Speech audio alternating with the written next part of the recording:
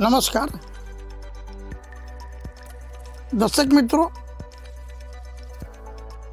आज की वास्तु की बात में मैं बड़ा मुद्दा लेके आया हूँ आपके सामने। कई कस्टमर मेरे को एक सवाल करते हैं कि सर, हम लोग जो मकान में रह रहे वो मेरा मकान रेसिडेंस जो है वो 5th फ्लोर के ऊपर है, 5वें माल के ऊपर है, 10वें माल पे है, 15वें माल पे, 14 माल में।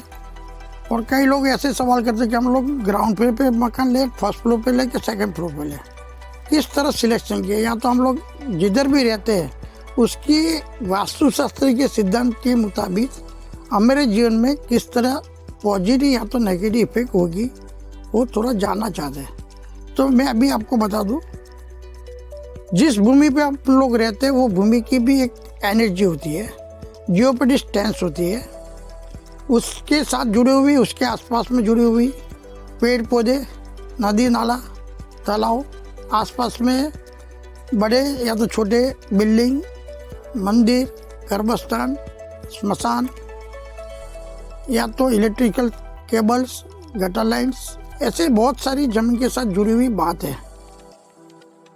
वो उसकी भी एक एनर्जी अपनी जो भूमि पे रहते उसके साथ जियोपॉलिटिक टेंस की एक एनर्जी बनाती है।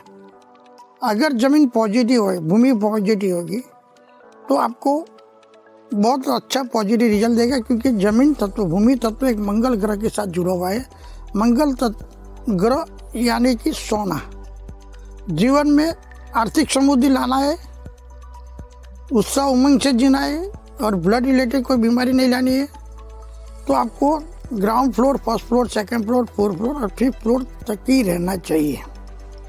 जैसे जैसे ऊपरी मंजिल पे जाएंगे ऐसे ऐसे मंगल या तो जमीन तत्व का बेनिफिट मिलना कम हो जाएगा और आकाश तत्व का, वायु तत्व का बेनिफिट ज़्यादा मिलेगा।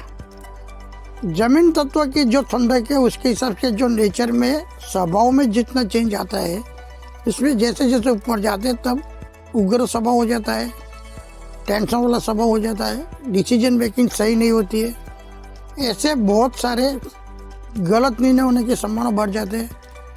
और बाद में मंगल जमीन तत्व की नेगेटिव होने के हिसाब से आर्थिक समृद्धि में भी तकलीफ होती है, मेंटली नेचर में भी तकलीफ होती है, रिलेशनशिप में भी तकलीफ होती है।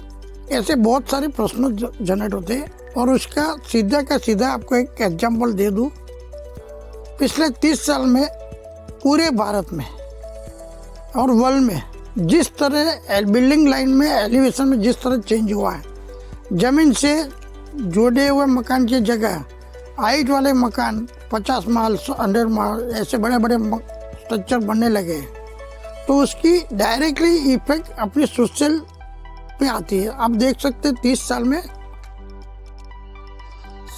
अनाथ आश्रम बढ़ गए, वृद्धाश्रम बढ़ गए, डाइवोर्स बढ़ गए, सुसाइड बढ़ गए, क्राइम बढ़ गए, ऐसे बहुत सारी घटना नेगेटिव समाज में बनने लगी है। इसका सीधे की सीधी आपके जीवन में इफेक्ट है। कैंसर का भी प्रमाण बढ़ गया है। अगर आपको कोई भी मकान परचेज करना है और अगर आपको जीवन में सही तरह सभी क्षेत्र में सुखी रहना है तो मेरी एडवाइस के हिसाब से आप ग्राउंड फ्लोर के लेके 5th फ्लोर तक आप कोई भी रेसिडेंस लीजिए और वास्तु के हिसाब से लिए, तो जमीन का जो भूमि तत्व का बेनिफिट आपके जीवन में लंबे समय तक अच्छी तरह मिलेगा। जैसे जैसे ऊपर जाएंगे ऐसे ऐसे वायु तत्व और आकाश तत्व का बेनिफिट मिलेगा, लेकिन मंगल तत्व, जमीन तत्व का बेनिफिट कम मिलेगा। ये भी बात नोटने वाली बात है। सुखी होना है, अच्छी तरह जीना है तो जमीन के साथ जुड़े रहो। नमस्कार।